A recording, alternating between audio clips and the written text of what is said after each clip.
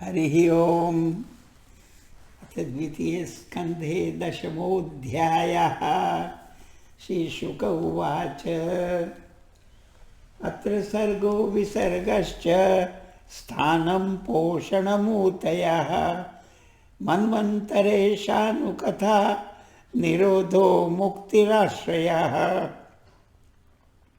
दशमस्य विशुद्ध्यर्थं नवानामिह लक्षणं वर्णयन्ति महात्मानः श्रुतेनार्थेन चाञ्जसा।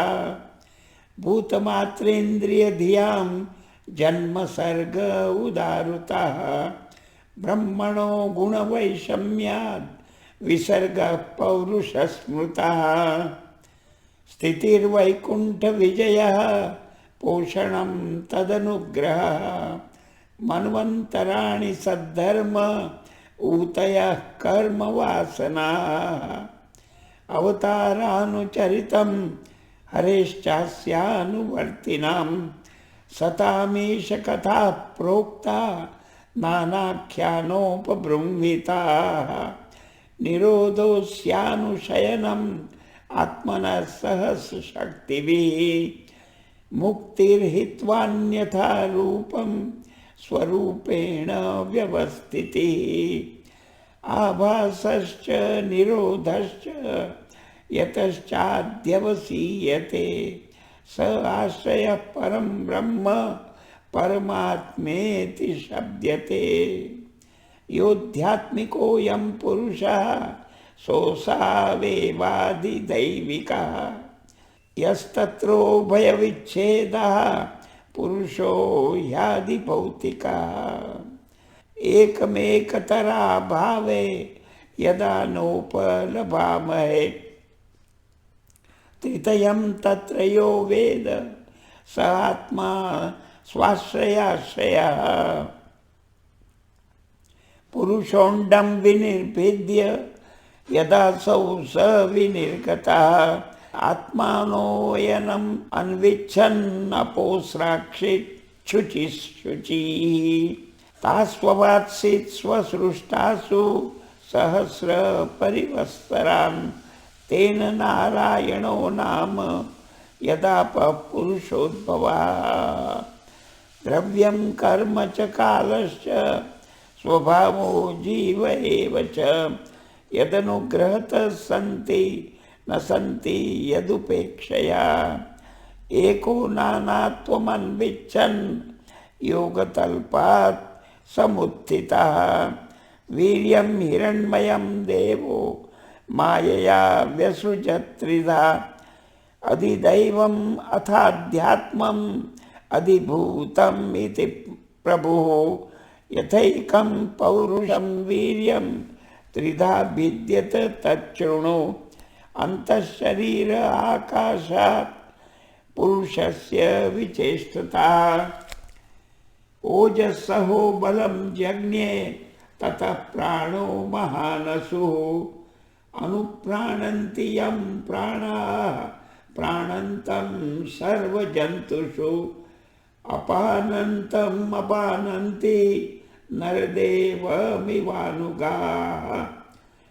प्राणेन क्षिपता क्षुत्रुड् अन्तरा जायते प्रभोः। पिपासतो जक्षतश्च प्राङ्मुखं निरभिद्यत। मुखतस्तालुनिर्भिन्नं जिह्वा तत्रोपजायते। ततो नानारसो जज्ञे जिह्वया योऽधिगम्यते। विवक्षोर्मुखतो भूम्नो वह्निर्वाग्व्याहृतं तयोः। जले वै तस्य सुचिरं निरोधः समजायत। नासिके निरभिद्येतां दोधूयति नभस्वति। तत्र वायुर्गन्धवो घ्राणो नसि जिघृक्षतः। यदात्मनि निरालोकम् आत्मानं च दिदृक्षतः।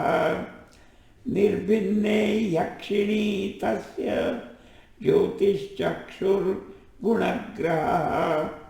बोध्यमानस्य ऋषिभिर् आत्मनस्तज्जिगृक्षतः कर्णौ च निरभिद्येतान् दिशश्रोत्रं गुणग्रहः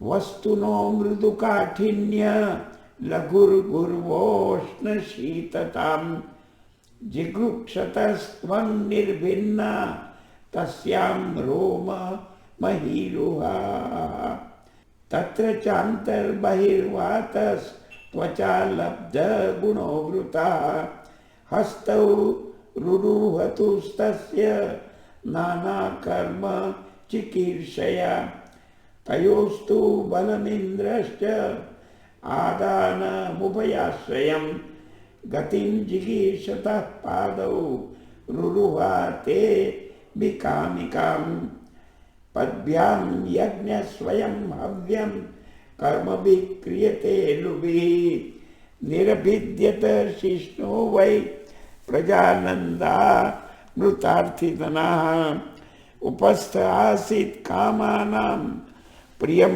तदुभयाश्रयम् उत्सिश्रुक्षोर्धातुमलं निरभिद्यत वैगुदं ततः पायुस्ततो मित्र उत्सर्ग उभयाश्रया आशिश्रुप्सोः पुरः पूर्या नाभिद्वारमपानतः तत्रापानस्ततो मृत्युः पृथक्त्वमुभयाश्रयम् आदित्सोरन्नपानानाम् आसन् कुक्ष्यन्त्रनाडया नद्यः समुद्राश्च तयोस्तुष्टिः पुष्टिस्तदाश्रे निदिध्यासोरात्ममायां हृदयं निरभिद्यत ततो मनस्ततश्चन्द्रः संकल्पः काम एव च त्वक्चर्म मांसरुधिर मेदो मज्जा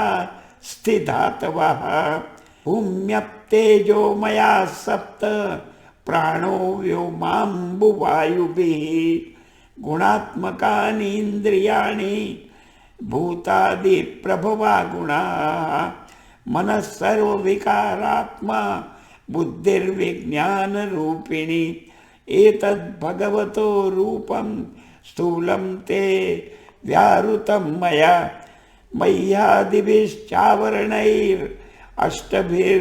मह्यादिभिश्चावरणैरष्टभिर्बहिरावृतम् अतः परं सूक्ष्मतमम् अव्यक्तं निर्विशेषणम् अनादिमध्यनिधनं नित्यं वाङ्मनसः परम् अमूनी भगवद्रूपे मया ते अनुवर्णिते उभे अपि न गृह्णन्ति माया सृष्टे विपश्चिताः स वाच्यवाचकतया भगवान् ब्रह्मरूपधृक् नामरूपक्रिया दत्ते सकर्मा कर्मकः परः प्रजापतिन् मनुन् देवान् ऋषीन् पितृगणान् पृथक् सिद्धचारण गन्धर्वान् विद्याध्रासुरगुह्यकान् किन्नराप्सरसो नागान् सर्पान् किं पुरुषोरगान् मातृरक्षः पिशाचांश्च प्रेतभूतविनायकान् कुष्माण्डोन्माद वेतालान् यातुधानान् ग्रहानपि खगान् मृगान् पशून् वृक्षान् गिरीन् रूप सरीसृपान् द्विविधाश्चतुर्विधा येन्ये जलस्थल नभौकसाः कुशला मिश्राः कर्मणां गतयस्त्विमाः सत्वं रजस्तम इति तिस्रः तत्राप्येकैकशो राजन् विद्यन्ते गतयस्त्रिधा यदैकैकतरोऽन्याभ्यां स्वभाव उपहन्यते स एवेदं जगद्धाता भगवान् धर्मरूपधृक् पुष्णाति स्थापयन् विश्वं तिर्यं नरसुरात्मभिः ततः कालाग्निरुद्रात्मा यत्सृष्टमिदमात्मनः सन्नियच्छति कालेन घनानीकमिवानिलः इत्थं भावेन कथितो भगवान् भगवत्तमः नेत्थं भावेन हि परं द्रष्टुमर्हन्ति सूरयः नास्य कर्माणि जन्मादौ परस्यानुविधीयते कर्तृत्व प्रतिषेधार्थं मायया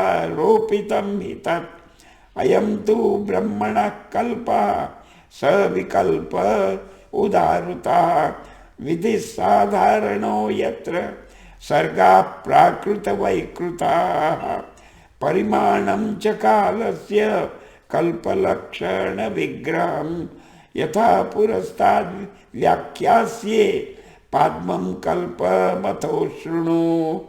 शौनक उवाच यदाहनो भवान् सूत क्षत्ता भागवतोत्तमः चचार तीर्थानि भुवस् त्यक्त्वा बन्धून् सुदुस्त्यजान् कुत्र कौशारवेस्तस्य संवादोऽध्यात्मसंशिष्टः यदा स भगवांस्तस्मै पृष्टस्तत्त्वमुवाचः ब्रूहि नस्तदिदं सौम्य विदुरस्य विचेष्टितं बन्धुत्यागनिमित्तं च तथैवागतवान् पुनः। सूत उवाच राज्ञा परीक्षिता पृष्टो यदवोचन्महामुनिः तद्वोभिधास्ये शृणुत राज्ञः प्रश्नानुसारतः। इति श्रीमद्भागवते महापुराणे द्वितीयस्कन्धे 18सहस्र्यां संहितायां पुरुषसंस्थानुवर्णनं नाम 10मोऽध्यायः।